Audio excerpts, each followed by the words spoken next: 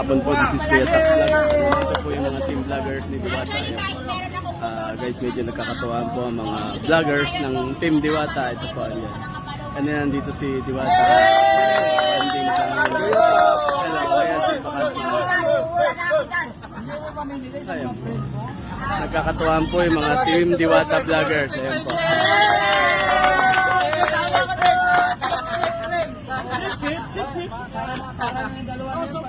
Team Diwata vlogger.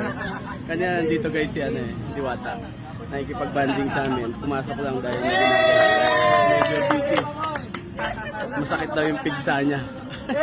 May pigsa eh. Kaya ayun, pumasok muna siya sa loob guys. Ayan na. Guys, ayun na si Diwata. Ayun na guys.